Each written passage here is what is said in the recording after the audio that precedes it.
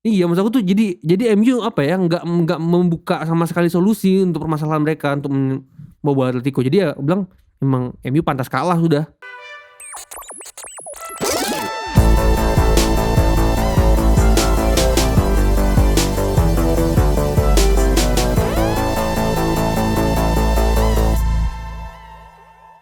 Oke, halo, kembali lagi, selamat malam Ya, dari ruangganti.fm, siaran bola kita mingguan. Kali ini kita akan membahas babak 16 besar Champions League plus 1 big match dari Premier League Inggris. Tapi udah big match ya Pin udah big hitungannya match, ya. udah peringkat 4 itu, jangan salah Oh iya. kau. Oh iya Oke, iya iya iya. sebelum kesana Oke. jangan lupa teman-teman untuk yang belum follow kita dan belum like, klik, dan subscribe, silakan untuk mendengarkan konten-konten kita yang lain di Ruang Ganti FM @ruangganti.fm ataupun Ruang Ganti Football Media. Nah, kali ini bersama saya Revin dan Bibis di sini. Pertama nih Bis,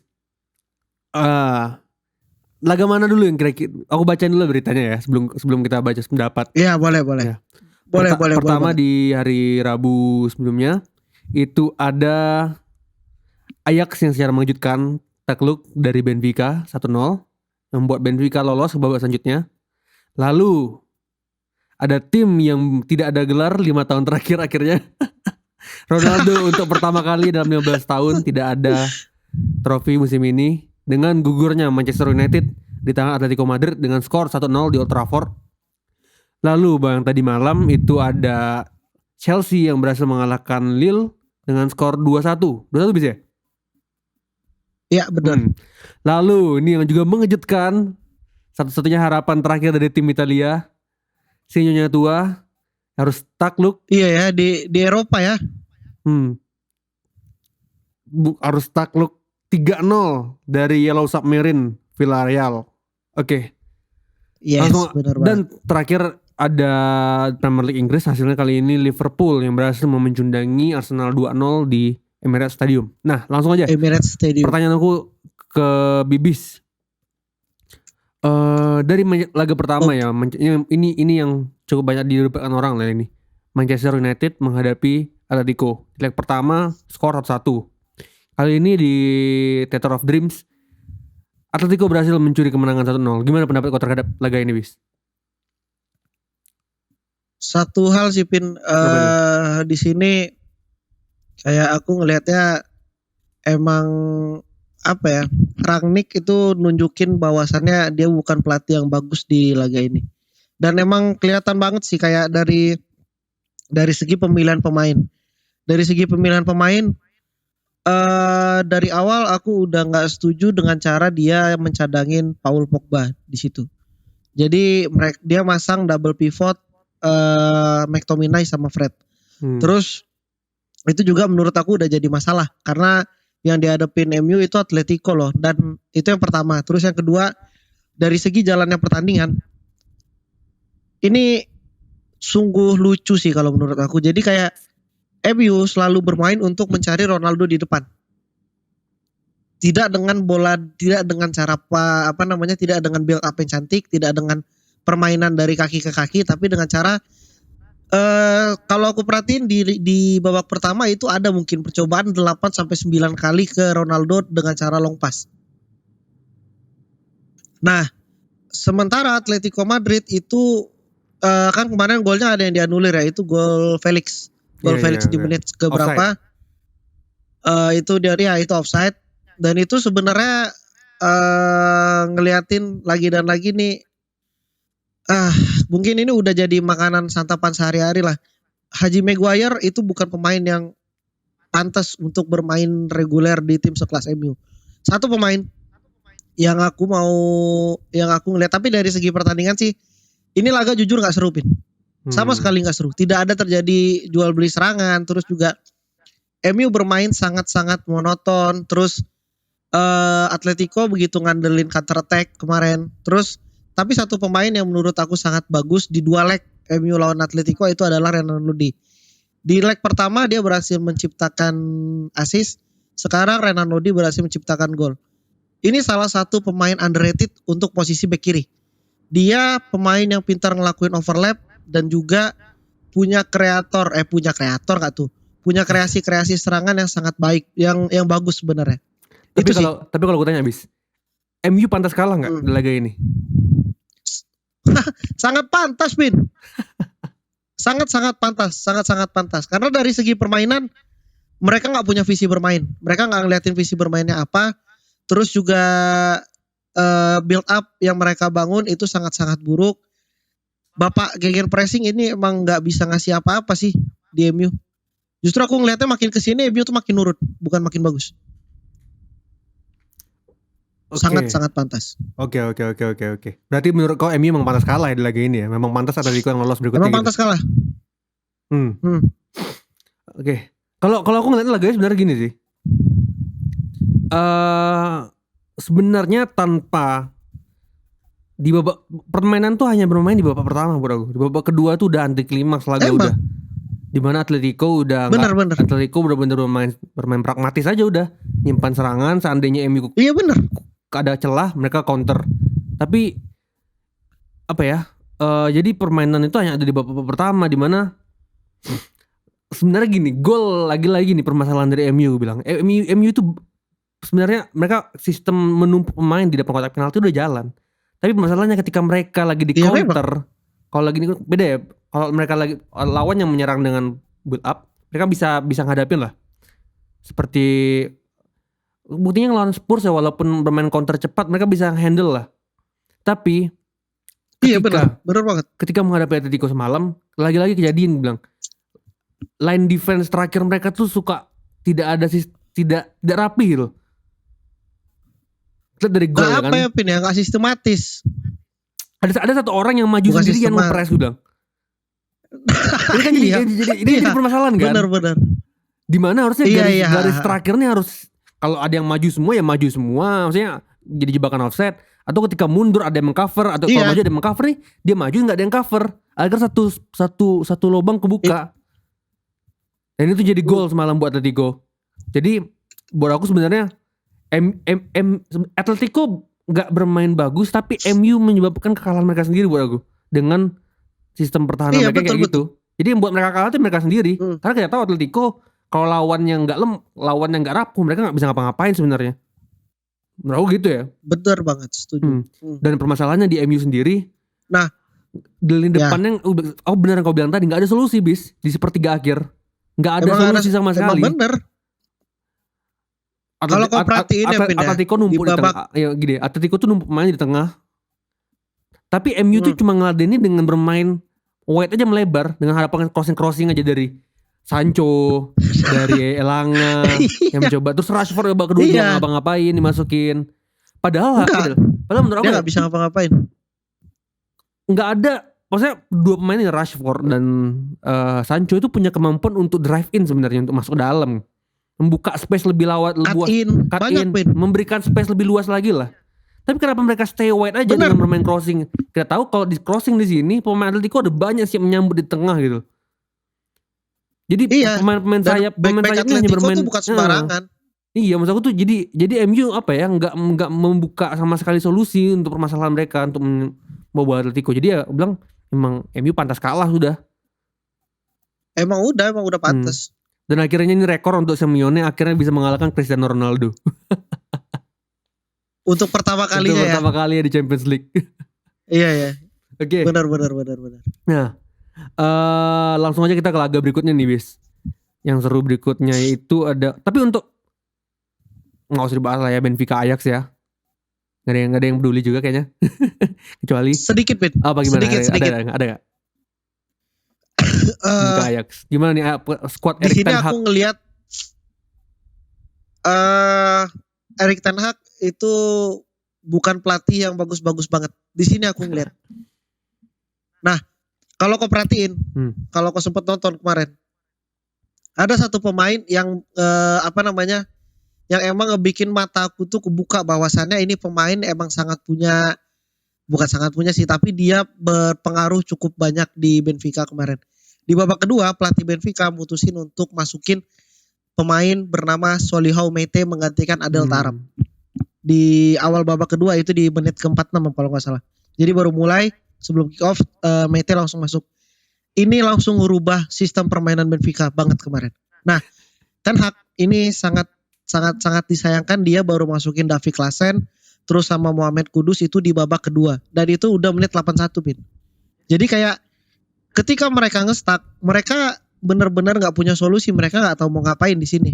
Nah tapi kayak kan otomatis kan kau ngelakuin pergantian pemainnya menit 81 kan udah nggak ada yang kau kejar kan otomatis. Karena kau udah ketinggalan dari awal dan pemain yang kau masukin juga bukan pemain bintang yang emang wah gitu loh. Nah di sini kelihatan Ten Hag itu tidak punya kedalaman squad yang baik. Dan juga dia terlalu lama dalam mengambil keputusan untuk ganti pemain ini, ganti pemain itu. Terlalu percaya sama starting 11 sampai menit 80. Padahal posisinya mereka lagi ketinggalan gitu loh. Itu sih sedikit aja. Tapi apa hasil Benfica menjadi satu-satunya wakil Portugal yang tersisa ya di Champions League. Lebih baik prestasi dibandingkan Italia. Jauh. Apakah ini akan jadi tanda Italia tidak lolos World Cup?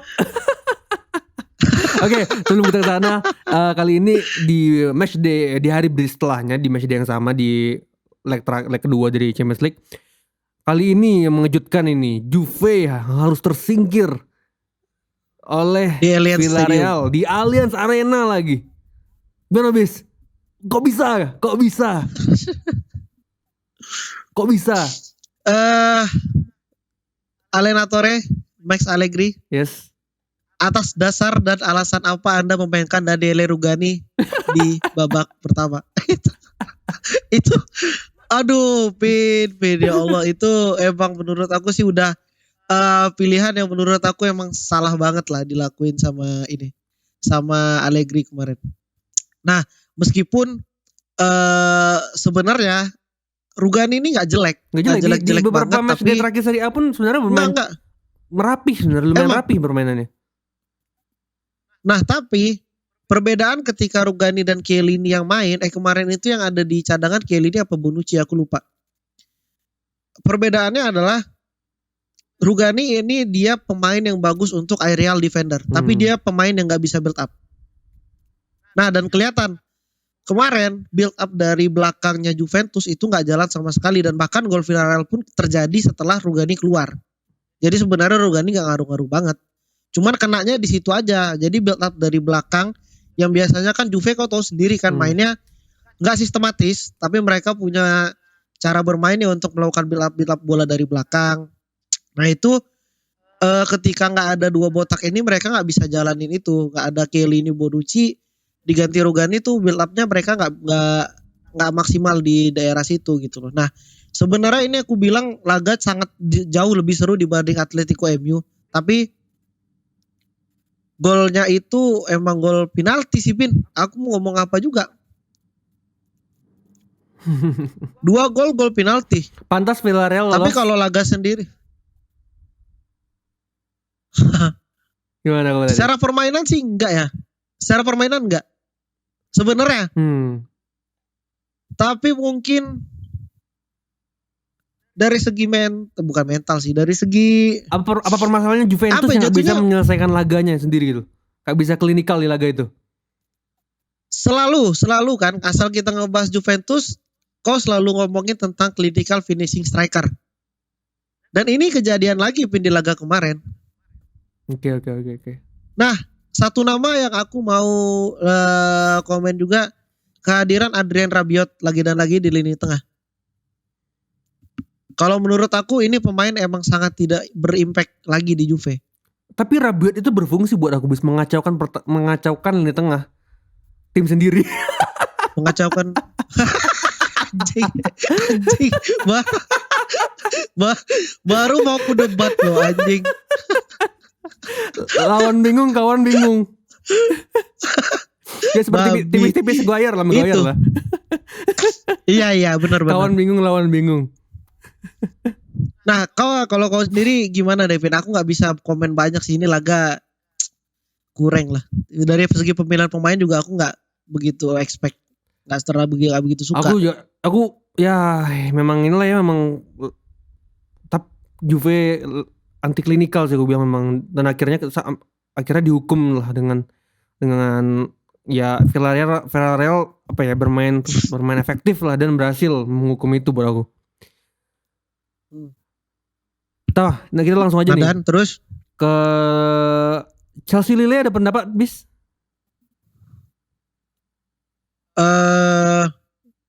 Laga yang seharusnya bisa dimenangin sama Lille, tapi mental juara Chelsea itu kelihatan banget kemarin.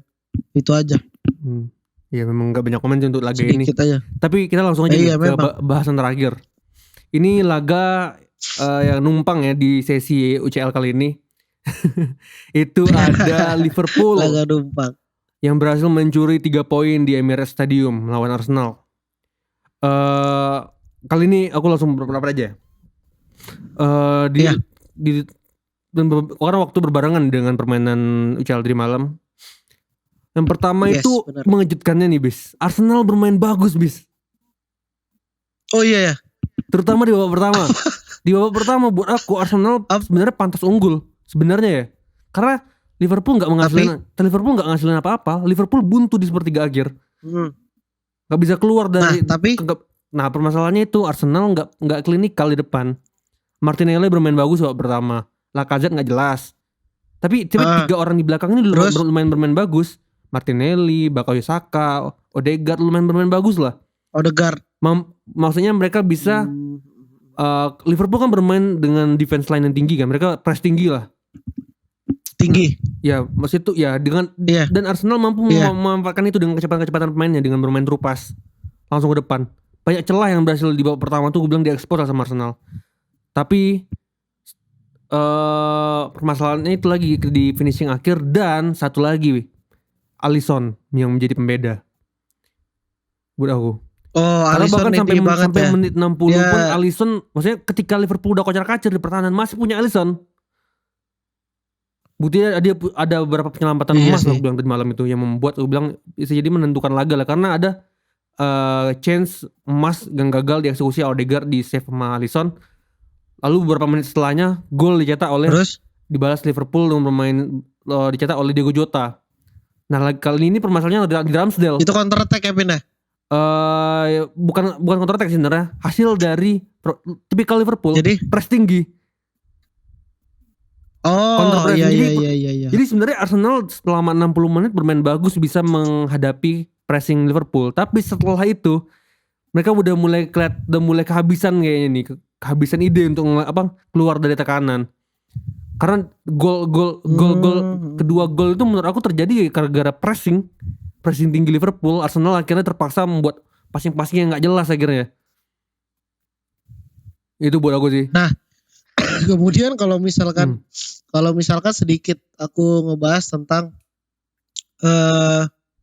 berarti kan emang kalau menurut kau ini laga harusnya jadi milik Arsenal gitu kan?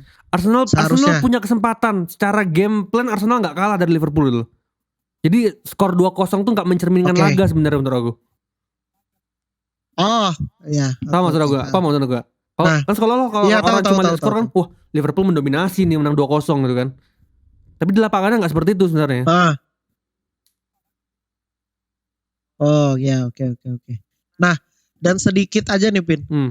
Menurut kau laga ini harusnya berakhir dengan skor berapa nih? Yang emang mencerminkan laga ini? Ya minimal buat aku Arsenal setidaknya bisa nyetak gol lah 2-1 mungkin.